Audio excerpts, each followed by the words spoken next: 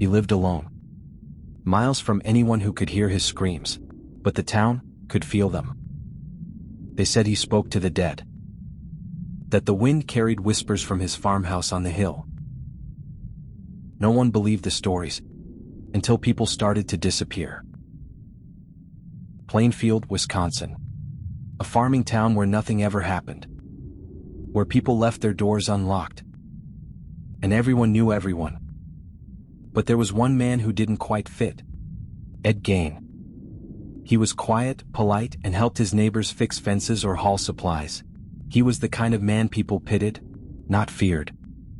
But behind those tired eyes, something strange was growing. Ed's mother, Augusta, had raised him to believe the world was evil. She hated women. She told him they were sinful, corrupt, and would drag him to hell. When she died, something in Ed broke. He locked her room, kept her things untouched, and began spending his nights wandering the local graveyard. They said he could be seen under moonlight, carrying a shovel. He claimed he just missed his mother. But the truth was far darker. Between 1947 and 1957, 2 women vanished from nearby towns. The first was Mary Hogan, the owner of a tavern everyone loved. One night she was just gone. Only a single pool of blood was found behind the counter. Years later, Bernice Wardens disappeared too. The hardware store owner everyone trusted. Her son came by after work to find the shop empty and the cash register open. The last receipt she wrote that day? Ed Gein's name. Sheriff's deputies drove out to Ed's farmhouse that evening. What they found inside would haunt them for life. The house was cold. The smell was unbearable. And in the kitchen, they found Bernice Wardens. Her body hung upside down, butchered like game. But that was only the beginning.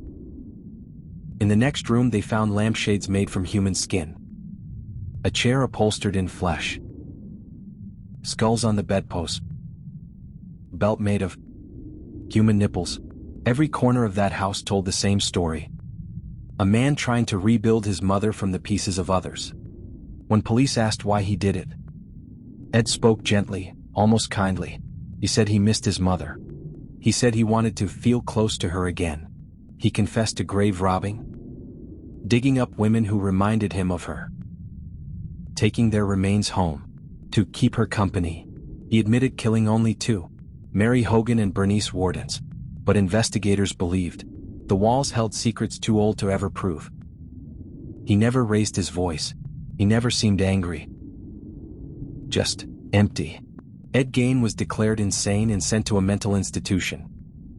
He spent the rest of his life there, quietly reading, drawing, and smiling at anyone who passed his cell. In 1958, his farmhouse burned to the ground. Some said it was arson. Others said the town wanted to erase the memory. But the field where it once stood is still silent. Eerily so. They say when the wind passes through the trees, you can hear faint whispers, like someone talking to the dead. Was Ed Gein born a monster? Or shaped into one by the woman he could never let go? Tell us what you believe. And don't forget to subscribe for more stories that lurk in the shadows.